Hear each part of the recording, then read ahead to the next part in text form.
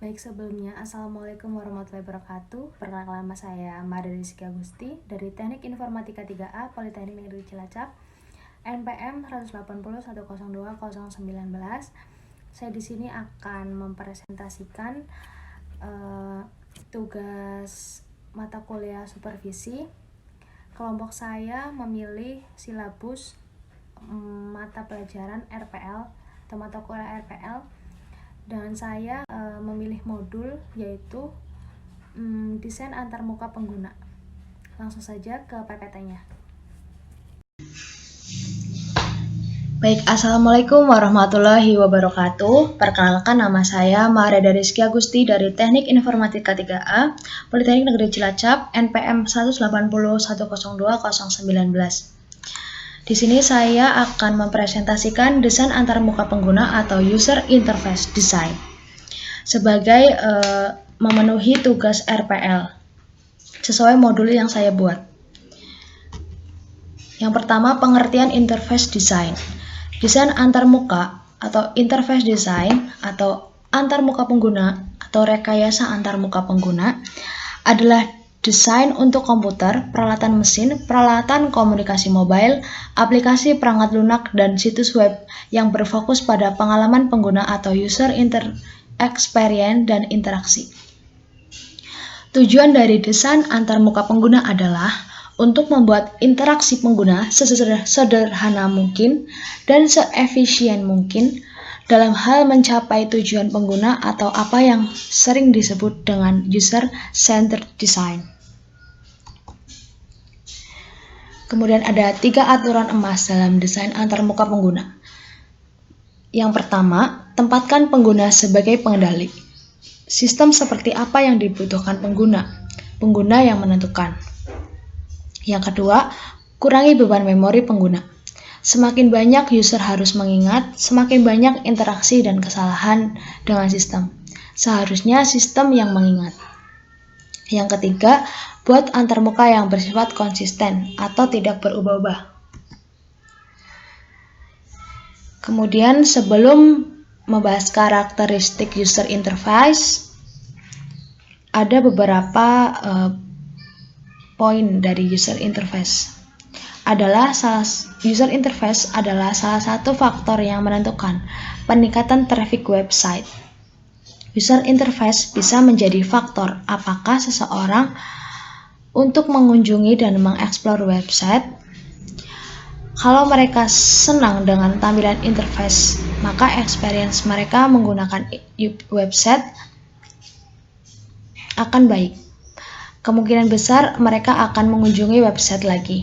Jadi, harus selalu memperhatikan user interface website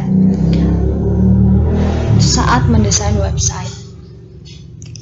Kemudian kita masuk ke karakteristik user interface yang baik adalah yang pertama, jelas. Jelas yaitu memiliki user interface yang jelas adalah salah satu elemen penting dalam desain user interface.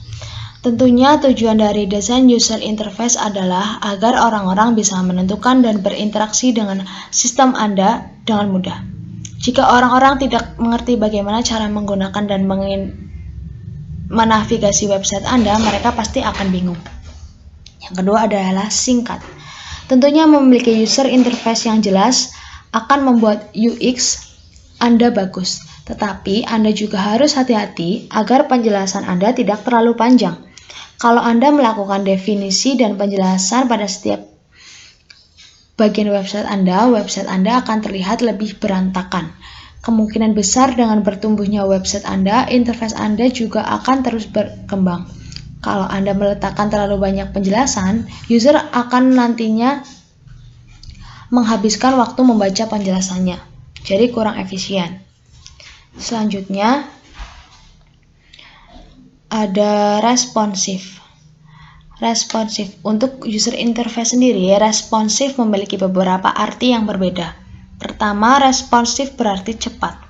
Interface website Anda harus bisa bekerja dengan cepat. Kalau Anda perlu menunggu sebuah website loading terlalu lama, pasti akan membosankan. Jika interface Anda bisa loading dengan cepat, tentunya user experience pengguna akan semakin baik. Kemudian efisien. Efisien, user interface yang baik harus memastikan bahwa website dan aplikasi bisa digunakan dengan efisien. Agar Anda bisa membuat user interface yang efisien, Anda perlu tahu apa yang ingin user capai dan biarkan mereka melakukan langkah-langkah tanpa banyak masalah. Anda perlu mengidentifikasi bagaimana website atau aplikasi bekerja, apa saja fungsinya, dan apa kegunaannya. Buatlah interface yang memudahkan user untuk mencapai tujuan mereka. Kemudian menarik. Poin yang satu ini mungkin bisa dibilang subjektif, tetapi interface akan lebih baik jika mereka memiliki tampilan yang menarik. Yang dimaksud dengan menarik di sini adalah interface Anda menarik untuk digunakan. Memang kalau bisa membuat user interface yang simple, mudah, efisien, dan responsif, Anda sudah memiliki UI yang baik. Tetapi kalau Anda juga bisa membuatnya menarik, tentunya akan lebih asik untuk digunakan. Anda juga akan membuat customer Anda lebih senang menggunakan website Anda. Kemudian ada poin lain yaitu familiar. Familiar yang dimaksud adalah sesuatu yang sudah pernah dilihat sebelumnya.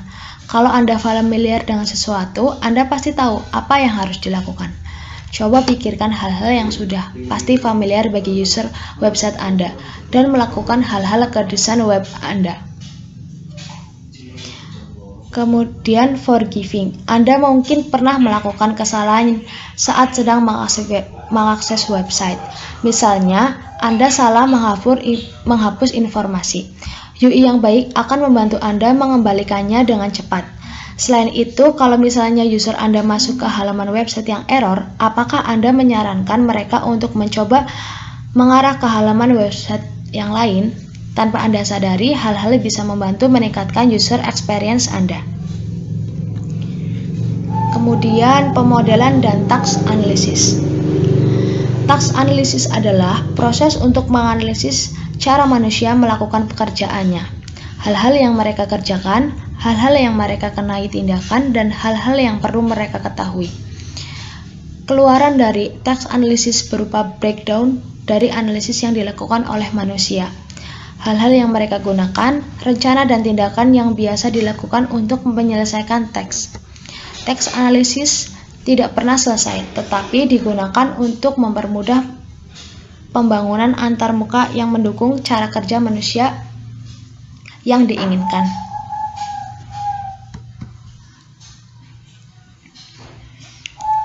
Kemudian tujuan teks analisis.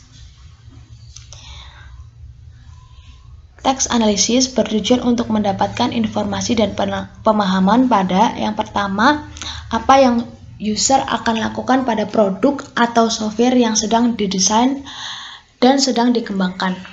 Yang kedua, bagaimana user melakukan sesuatu pekerjaan tertentu. Yang ketiga, bagaimana kebiasaan atau sikap user terhadap suatu aktivitas atau pekerjaan. Yang keempat ada range dari kemampuan skill dari user. Yang terakhir adalah bagaimana menciptakan sistem atau interface yang berorientasi user. Kemudian pembagian teks analisis dibagi menjadi 3. Yang pertama adalah text decomposition, yang kedua adalah knowledge based technique, yang ketiga adalah entity relation based analysis. Pengertian yang pertama adalah text decomposition dibagi menjadi 3 bagian kecil, yaitu yang pertama fixed sequence, yaitu tugas pokok yang harus dilakukan. Yang kedua adalah optional, yaitu tugas yang dapat dilewatkan atau tidak dikerjakan. Yang ketiga adalah cycles, tugas yang dikerjakan secara kontinu atau berkelanjutan. Kemudian knowledge based technique, teknik mengidentifikasi objek dan perkembangannya, serta teknik pemecahan suatu masalah yang kompleks dengan menggunakan basis pengetahuan. Kemudian adalah Entity Relations Based Analysis. ERD adalah model konseptual yang mendeskripsikan hubungan antara penyimpanan dalam DFD, ERD digunakan untuk memodelkan struktur data dan hubungan antar data. Kemudian ada aktivitas desain antarmuka. Pada aplikasi smartphone, pengguna banyak berinteraksi dengan program-program di dalamnya dengan memasukkan perintah-perintah dalam bentuk teks maupun grafis. User interface pada smartphone cenderung dituntut lebih sederhana dan mudah dimengerti dibanding dengan user interface pada perangkat yang lebih besar seperti komputer. Tujuan akhir dari sebuah user interface adalah untuk menjamin kemudahan pengguna, aksesibilitas fitur, dan user experience yang memuaskan. Dengan kata lain, user interface yang efektif memudahkan pengguna menikmati semua fitur dan fungsi yang ditawarkan oleh sebuah produk digital. Kemudian, pemilihan elemen dan desain user interface. Pengguna mengharapkan interface yang berfungsi dan berperilaku dengan cara tertentu. Saat mendesain user interface, direkomendasikan agar interface-nya dirancang agar dapat diprediksi, diringkas, dan tetap konsisten pada desainnya. Hal ini meningkatkan efisiensi dalam menyelesaikan tugas dan pada akhirnya meningkatkan kepuasan pengguna. Kemudian elemen dalam user interface meliputi penggunaan. Yang pertama, kontrol input seperti tombol, toggles, dan checkbox. Yang kedua ada sistem navigasi misalnya slider, kolom search, icon, dan lain-lain. Yang ketiga adalah sistem informasi seperti tooltips, notifikasi, kotak pesan, dan progress bar. Yang terakhir adalah elemen call to action atau CTA.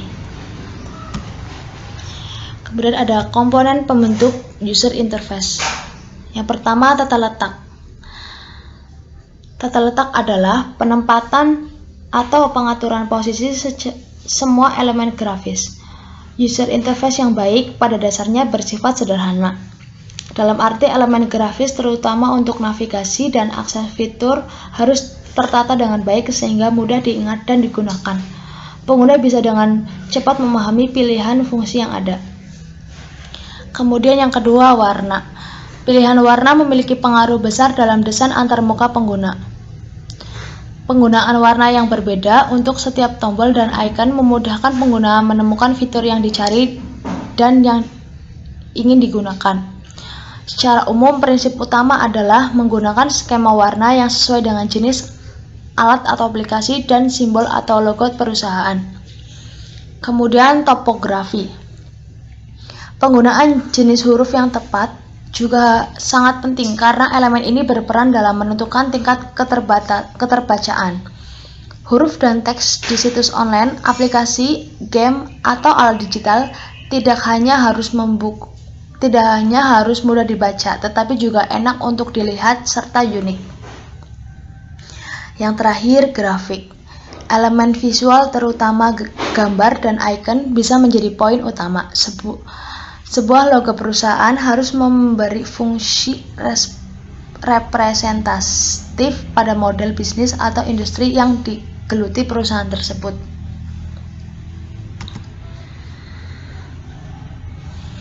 Kemudian ada soal latihan. Soal latihan yang pertama adalah tujuan dari desain antarmuka pengguna adalah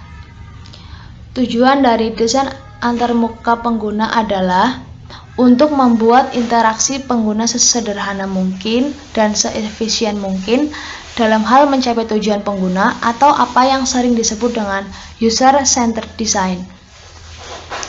Kemudian soal latihan yang kedua adalah apa pengertian dari task analysis. Task analysis adalah proses untuk menganalisis cara manusia melakukan pekerjaannya. Hal-hal yang mereka kerjakan, hal-hal yang mereka kenai tindakan, dan hal-hal yang perlu mereka ketahui. Kemudian yang terakhir adalah task decomposition dibagi menjadi 3 bagian kecil, yaitu sebutkan. Task decomposition dibagi menjadi 3 bagian kecil, yaitu yang pertama fixed sequence, yaitu tugas pokok yang harus dilakukan. Yang kedua optional, yaitu tugas yang dapat dilewatkan atau tidak dikerjakan. Yang ketiga adalah cycles, tugas yang dikerjakan secara kontinu atau berkelanjutan. Terima kasih, sekian presentasi dari saya. Maaf bila banyak tutur kata yang salah. Mohon maaf sebesar-besarnya. Terima kasih. Wassalamualaikum warahmatullahi wabarakatuh.